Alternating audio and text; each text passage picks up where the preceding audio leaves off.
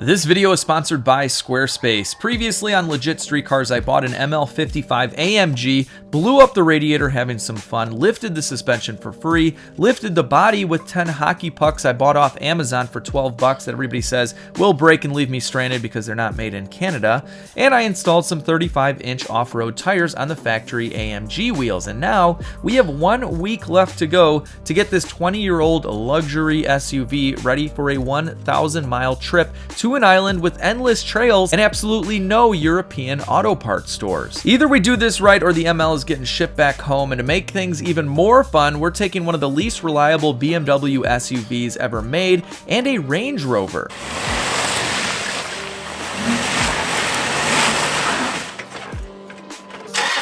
Yeah, maybe the Range Rover wasn't the best idea. So what's up, everybody? I'm back at Fluid Motor Union in Naperville, Illinois to work on the ML55. So I'm coming to work here basically every single morning until we leave. We have about a week left to get everything done on the ML. So it makes it 500 miles to an island, off-roading for about 200 miles worth of trails, and then 500 miles back home without braking. And we've got a ton done already. So Billy in the fab department is working on this custom front bumper. Look at this guy. Look at this. Look at the welds. Look at the welds. He is an absolute beast. So Billy was a fabricator welder for NASCAR for like 20 years, and he's the guy building my custom bumper. So very, very cool. Now I've been working as well. We kind of get in each other's way, but it's okay. And here is my organized mess. So we have our brand new radiator, Mercedes coolant, thermostat, hoses, brakes, more brakes over there under the tools, and everything is from FCP Euro, of course. We're definitely going to be putting their lifetime parts guarantee to the test, because what's awesome is I can break all of this stuff. I can just simply wear out the brake pads, send them back to FCP Euro, and they're going to replace the parts for free for life. I honestly don't know how they do it, but I love them for it. So yesterday I got the radiator out of the ML, which isn't that bad. I had to remove this, which requires me to take out the headlight, just kind of pull it back, and there's a bolt right there. So this is back in here so Billy can line stuff up with the bumper. And then while we are in there, we're going to be replacing the thermostat. The belt has already been replaced. The water pump was done like 500 miles ago by the previous owner. And I've checked over all of the pulleys. Everything seems to be in good condition. We don't have any crazy oil leaks. A little bit of remnants probably from this leaking at some point, but it was fixed. Nothing is live here. These always leak too, but that's good. Billy has also raised up the radiator support to match the body lift, so it wasn't fitting into these slots right here properly because the body's been lifted up. So he raised that, welded it back up. Now we can use our factory mounts. So without further ado, I gotta get back to work. Billy's gotta get to some more welding, so let's get to it.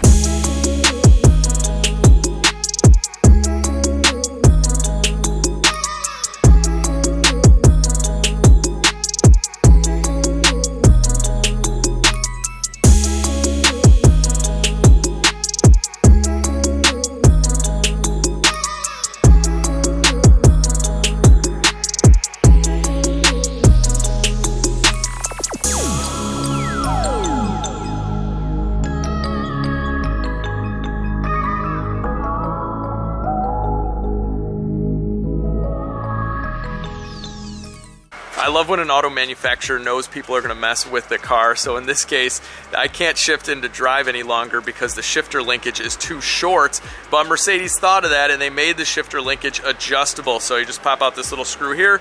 I've been soaking this overnight, and in theory, this should move out, make this a little bit longer, and then we'll get our drive back. All right, new radiator is in. We have 2 new hoses, a new thermostat. We have coolant. Brakes are all done, and I'm kind of bouncing around over here. But next up, I'm gonna be removing these rear shocks and springs. And this should be fun because there's normally supposed to be these little plastic caps to cover the nuts here so they don't get rusted in place, and those are missing. Now, one nice thing is that with the body lift, I actually have some room. If you could imagine, the body would be an inch lower, and these are very difficult to get to when that's the case. So anyway, gonna rip these out in order to try to fit these Bilsteins with the reservoir. Although this is gonna be quite the challenge. We're gonna have to build a spring mount. And if we run out of time, we're gonna replace the springs anyway because they're cracked, and just run some heavy duty shocks with some spacers in the meantime. All right, here we go.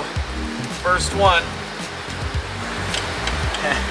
And it's skipping right over. So there are 13s. Let's try some standard stuff. This thing was built in Alabama, you know. I got a 1/2 inch on there right now. No.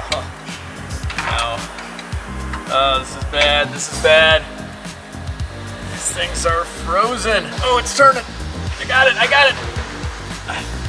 Woo! I think. Or it's stripping out. One of the two. Yeah, it's spinning. It's spinning. It's spinning. Needless to say, we'll be replacing some hardware. All right. Next up, we have an 18 mil at the bottom of the shock assembly. Let's see what happens. Hey, not bad. So you got that. Where you got that? That is very tough. That looks really cool. Kind of a big smile. Which one do you like, Billy? You're gonna edit this out of the video, right? Maybe not. You like the smiley one, don't you? I like it like that because it looks like it brings the corner together. OJ? Yeah, I think I like it straight. God, I don't think you can go wrong either way. That looks really cool. That looks good too. This looks... I'm gonna say keep it straight. I don't know about that. Just kidding, Alex. I know. Should we do it that way? Call the top part. All right, yeah. That looks good. That looks mean. That looks like we're prepared to ram into trees or anything that gets in our way. You can't go too far forward. Right. You're hitting a tree stump. Comment down below which way you guys would go. Oh, one down. Let's see. Look at this. Broken spring. I'm gonna pull this lower control arm down. There's not any spring tension whatsoever, so we're safe.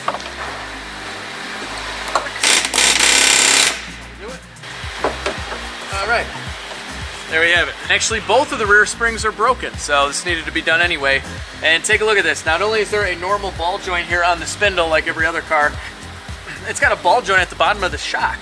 Really weird. And here is the final custom front bumper, so we still have to get this powder coated. We're gonna throw it back on the ML. I did buy a winch, which I wanted to put on here, and we're gonna see if we can fit that. If we can't, it's not the end of the world, but we're gonna try and take a look at these welds. I actually hate to cover this up with powder coating. All right, so a weekend has gone by and this is where we're at. The tires have been taken off of the wheels because we are getting them ready for some rock rings. So there's gonna be a ring around the wheel that's going to reinforce these aluminum wheels. I ordered an additional wheel and tire for the top, so we're gonna have to build a roof rack up there.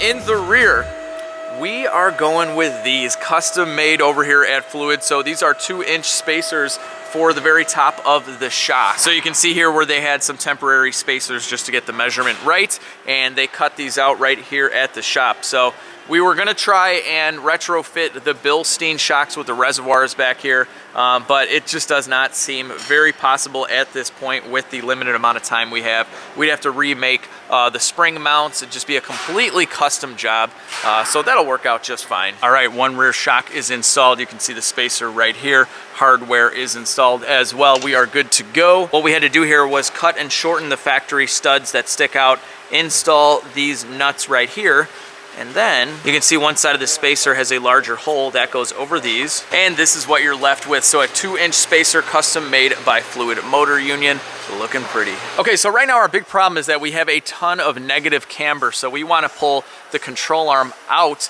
and that way bring back a little bit of positive camber. And luckily this car does have little slots here, so the control arm can move forward. It is an adjustable angle. So right now we've loosened up this nut here. I've already tried turning the bolt here. It's come out a little bit. We're gonna get some help from OJ and Big Bertha though, and see what happens. You ready? Yep. So I'm trying to twist the bolt here while he pries down. Oh, it's moving a little. It moved a little. All right, so this is a better angle for you guys to see what's going on, but this is slotted. So from the factory, this bolt is right in the middle, and we've pulled it all the way out. So this way, that way, our tire, instead of being like that, is hopefully a little bit more straight. So this is negative camber, this is positive camber. We want somewhere in between that. Here's where we're at. She's lowered on our 129 monoblocks because my other wheels are getting some work done to them with rock rings and powder coating and whatnot. They're actually over there in the corner, but we're sending them out soon. So anyway, the front doesn't look too bad. It is definitely cambered in, so negative camber, as you can see here, but it's not as bad as I thought. But the rear is kind of the bigger issue. The rear has a ton of negative camber. As you can see here, the toe isn't the best either. All right, it's the next day. I've been working all morning. Got the control arms off, at least half of them. We're in the front here, so basically what we have to do is widen these little slots, and we have a total of 4 here, 4 over there. We have 16 of these slots, if I'm doing my math correctly. And let me just show you what I'm dealing with here. Rust, lots of rust. So look at that bolt. See that bolt? It took me like 20 minutes to get out. It's just completely stuck in the control arm. This side came apart pretty easily, I'm not gonna lie, but just look at this. Look at what we had to deal with. So anyway, this should be fun. We have to slot all of these in equal amount, and we don't even have that much meat here to go. Look at this crazy contraption. It's heating up the bolt without fire because we don't want to melt the rubber bushing. I gotta get me one of these. We have safety. Oh, that's real nice and red now. Look at that. So you can see here in the front that Keller drilled a hole right here, and now he's kind of just removing the excess material in between. So it's a really nice slot forward, and that way we can kind of measure each one and make sure they're exactly the same by drilling the same size hole.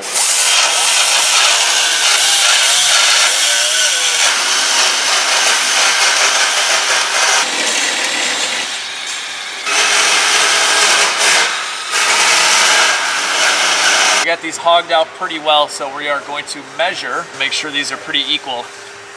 So 34.3 and 34.19. So that's pretty good. It's pretty good. Let's see what the difference is from factory. About 27-ish. So 7-8 mils is what we've done. Last but not least, let's see, width of a bolt is about 11. So yeah, might go a little bit more, but that's pretty decent. That'll actually equate to quite a bit more positive camber. If you figure we only moved it over probably 5 or 6 mils to begin with, that's the maximum you can do from the factory. And it did move out quite a bit, so this should be enough. You guys knew I couldn't leave the headlights looking like this, especially when I knew they could look like this. So I did my normal 3-stage wet sand and buff. Started off with wet sanding with the 1000 grit sandpaper, moved on to a 1500 grit, and then finished it off with a 3000, and I'm wet sanding with a little bit of soap in there the entire time.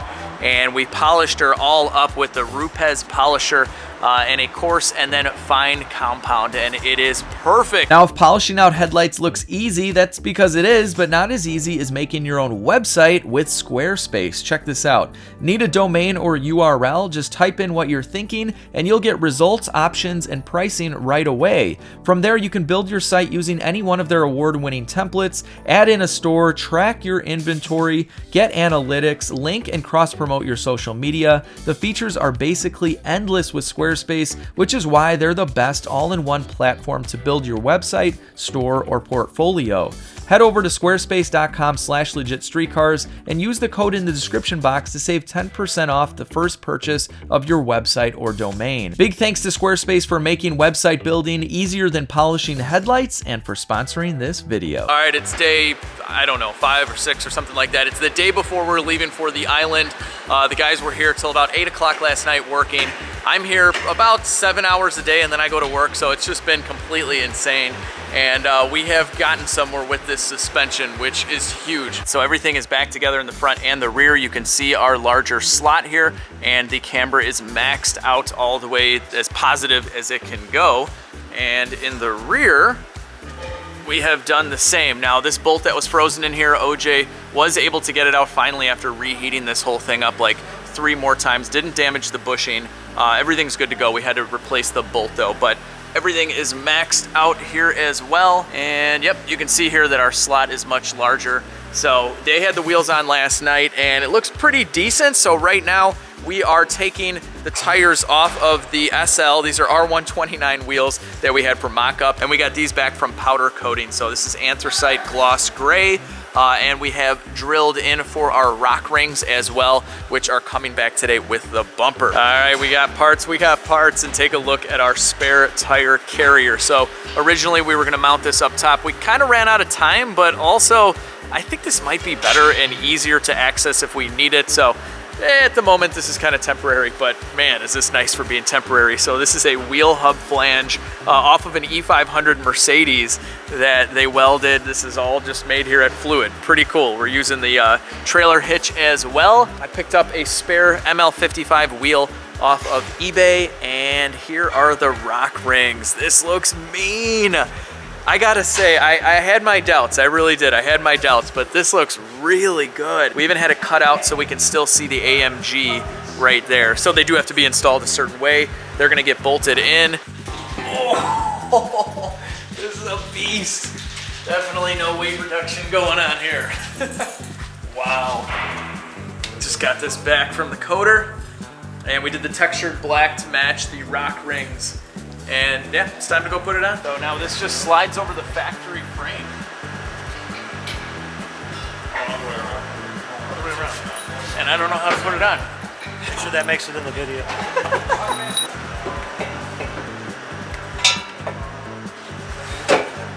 All right, now we just got to do the front hood mod. Gotta get it to clear. It's so close, look at this. We just got it to get it to latch. All right, so I added 2 washers to bring the latch up because we're so close from it latching. So we're gonna try it right now, hope that it closes and hope that our body lines aren't off too much. Not that I really care. Closes. It doesn't reopen. And wow, that really changed nothing as far as the body lines. This is looking pretty sweet. We even have a little hook here that he welded on. So right now I have to work on the LED lights, and I don't really know, I'm thinking something like this, and then each one of the little guys maybe around here or something. So I don't know, we'll see. I just finished wiring up this center light right here. It is mounted. I got it kind of pointing down here. I'm hoping that'll work. We'll have to do some messing around with that. And now I am adding back the fog lights that I removed. Well, not the exact same ones, but in the factory ML55 bumper, there were fog lights, and we are gonna have them somewhere in here, either on this side or on this side of the tab. And then that'll be controlled with the factory fog light switch. So this one will have its own switch. This thing is blinding. I don't even need headlights anymore. This is ridiculous. Look at that. And right now Nick is doing the diff service. So we're putting some synthetic differential fluid in both of the diffs here. It's probably never been changed. These are open diffs, so we could probably leave it alone too, but want to get fresh fluids in everything. We're about to change the oil as well. And look at this. How mean does that look? All hands are on deck right now. We got like 4 of us working on this thing at the same time. So it is getting dark, and we leave at 7 a.m. We haven't driven it yet with any of the suspension mods or with anything really at this point. So totally untested, and it's about to go on a 1,200 mile journey. All right, hit it, Nick. Let's see what this thing looks like.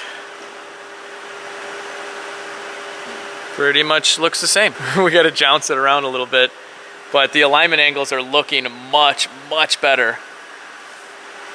Yes. Yes. Oh man, that's not legal. All right, I just switched up the light. I flipped it. So I don't know if you remember, but that used to be higher. I'm a little tired. It's been I think like 8-9 hours today, and I think me and OJ are gonna be here till probably midnight finishing up every little thing. We just went for a ride. It rides beautifully, but we got to do a little bit of a toe adjustment in the front, and then it'll pretty much be mint. And just some last minute stuff to the X5 as well. This thing is looking sweet. And by last minute, I mean vinyl wraps. Gotta have tinted taillights for the ride. So I didn't get to do the snorkel on the ML55, obviously. We ran out of time. That is purely cosmetic though. We don't need it. I mean, really, most anything that's newer, if you see a snorkel on it, if the water got to that point, the whole car would short out. So they're mostly all for looks. But speaking of looks, we got the center caps on. The wheels are totally done. These rock rings are looking mean. So if you guys are curious, this is kind of an inexpensive way to add a little bit of strength to your wheels, to your off-roading wheels, and offer a little bit of protection as well if you run into a boulder or something that's gonna gouge it out. Definitely not a necessary mod, but then again, nothing is necessary. Guys, it's about 10 o'clock at night. I am beat, but before I leave and drive an hour home and then sleep for like 4 hours just to come right back because I have to get up at like 5 o'clock in the morning. Let me show you this. Look at this. We have a remote for the winch.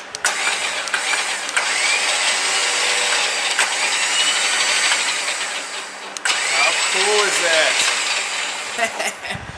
Isn't that awesome? We got the wiring all done. I flipped around the light. I think I already told you that. I don't remember. Kind of cleaned up a little bit more wiring. We have the fogs down here. This clips on like so. And just take the slack out of it. Should still close. Woo! It's coming together. It's coming together. We have to do a quick alignment with no alignment rack. So we're going to be doing a string alignment here. And then I'm going to be driving it home to put the first test miles on it, really, because we just drove it around the block. So see, the strings touch in the back of the tire. There's a gap here. So we have to bring this out, so toe out. So what you want to do is make sure that the string is touching each point in the tire. So you have 4 points, 1, 2, 3, 4, and you're lining up the front to the rear. It's a very basic method of doing alignment, but it should get us where we need to go. Doesn't drive that far off right now. I've got someone in the car too, and the car's running because a lot of times if you make the adjustment, the tire flex will actually take that, and you won't be able to see it until you get the tire flex back out of it by moving it lock to lock. Right. So someone's got to be in there. You don't want to be cranking on it without, you know, power assisted steering. So yeah, crank it back and forth, get it centered again, and then check. Touch at the same time. that's it. That's perfect. Oh, coolant light. Oh, you know what? It's probably nothing. That thing was flickering on and off the whole trip home when I bought it. OJ said there was a coolant light coming on. There you go. That is bright. Definitely light up the trails with that thing. So here she is, guys. My ML55 completed to this point. There's a few things missing. We gotta finish up that, although it looks good. Do a snorkel, maybe. I don't know. Comment down below if I should do a snorkel. It won't really make any difference at all. It's just for looks. Let's see this thing outside. I don't think I've ever filmed a video outside. Wow. Look at that. Drive straight though. Yeah. Look at that wheel. String alignment. All right, so you don't need to spend any money at the alignment shop. Don't say that. Just get a string and you're good to go. This is just to get you to the alignment shop. Yeah, right. Hey, check engine light. Woo! Hey, we got like a quarter of a mile. It has rear O2s that are failing, so no big deal. There is a coolant light on, and that is nothing. The previous owner put a brand new coolant level sensor in there with the whole tank and everything. And one of the pins is shorter than the other. It's like a cheap Chinese one, so that'll come on and off. But anyway, that's a good start for our Feels pretty good. for our trip. Straight. Yeah. My hand off the wheel. This wheel isn't shaking. What are we going? Like 50, 40 something? Well, you're not going to know now. We're probably so far off the calibration. Oh, you're right. We'll probably have to look at I feel like we're definitely going faster than GPS. We're probably doing like 50 something. Yeah. All right, guys, I'm gonna end the video there. I gotta get some sleep, drive home first, obviously, and then we're taking off for this trip. So the next video is going to be the highlights of this trip. Hopefully us making it. We're bringing a Range Rover, a 2002 X5, my ML, it's probably the 3 least reliable SUVs to take on a 1,200-mile journey to an island to off-road all weekend, but we're gonna do it. We're gonna do it. So everything, good, bad, ugly, will be in the next video. Definitely stay tuned. Watch out for it. Follow me on Instagram, Facebook at LegitStreetCars. Follow Fluid Motor Union on YouTube, Instagram, Facebook, all the social media stuff. These guys do an amazing job. Anyway, with that said, hope you enjoyed the video. Hit the thumbs up button, share the video, subscribe if you're new, get some sleep if you're really tired, and I'll see you all in the next one. If you guys watched the last video, then you know I said goodbye to you at the end. Driving this thing around, everything was good, but we did get a coolant light on, which I really thought was a temperature sensor. All right, guys, I just got off the highway. I went over kind of a big hump, and now my steering wheel is like this. Doesn't look like anyone's gone this way yet. You guys want to do something maybe risky?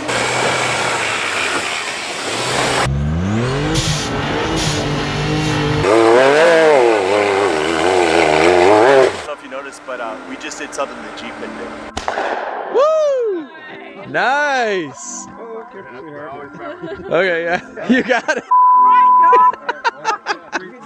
again, Brady. That is the exhaust from the Ford Flex. I think this is a piece of Ford. Yep, Ford Motor Company right here. We're doing car mods. And if it was warm, we'd be doing a lot more than this.